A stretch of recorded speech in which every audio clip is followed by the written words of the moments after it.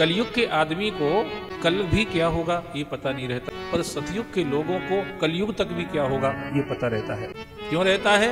बोले कृत युग सब जोगी विज्ञान। उस समय के सब लोग योग युक्त रहते हैं। आज का आदमी भोग युक्त है। आज का आदमी पवित्रता से मतलब नहीं रखता, पास्ता से मतलब रखता है। No need of holiness, he needs pasta, he needs Maggi, he needs noodles, he needs burger, not Shankar burger. आज की स्थिति ये है महाराज। आज का आदमी शंकर को नहीं चाहता, बर्गर को चाहता है। आज का आदमी परमात्मा को नहीं चाहता, पास्ता को चाहता है। आज का आदमी दैवी शक्ति को नहीं चाहता, मैगी को चाहता है।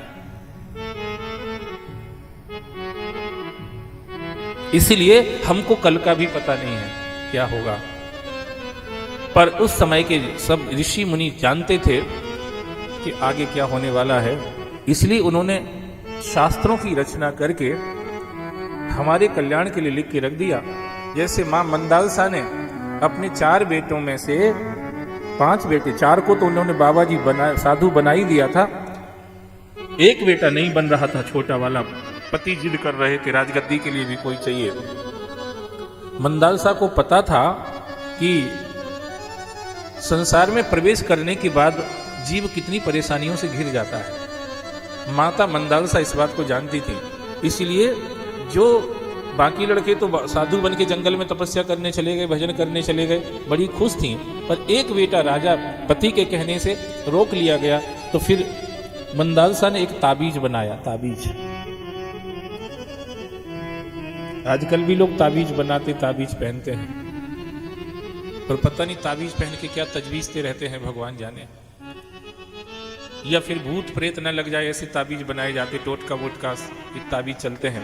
पर मंदालसा ने जो ताबीज बनाया था वो ऐसा ताबीज बनाया था कि मेरे बेटे पर संसार का असर न हो जाए, मेरे बेटे को संसार की नजर न लग जाए, मेरा बेटा कहीं संसारी न बन जाए।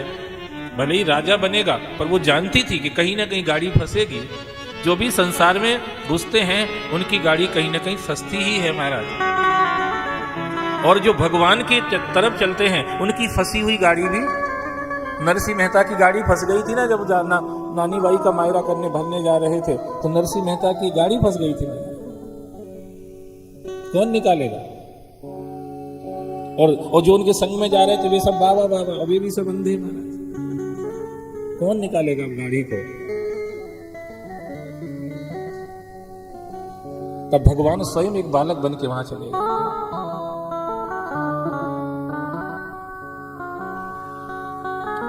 और भगवान ने जाकर के नरसिंह मेहता की कीचड़ में फंसी हुई गाड़ी को निकाला था।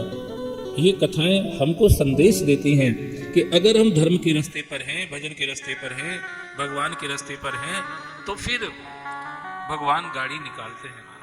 पर जो संसारी रास्ते पर चलते रहते हैं उनकी गाड़ी को फंसाने वाले तो बहुत हैं, पर निकालने वाला कोई नहीं है। हम आप संसार में ही रहते हैं, हमको आपको सबको एक्सपीरियंस होगा अच्छे से। ज्यादातर लोग, और खास करके बड़ी विचित्र बात यह है, जो आपको जानने वाले लोग हैं वही ज्यादातर आपकी गाड़ी को फंसाने में लगे रहते हैं। जो आपके नजदीकी लोग, अनजान को क्या लेना देना, जो जानता है, जिसको आपका इंट्रोडक्शन, परिचय है, आपसे कहीं ना कहीं रिलेशन है, वही आदमी आपकी गाड़ी को फंसाता है, फंसाना चाहता है। फिर आप जीना किसके लिए चाहते हैं?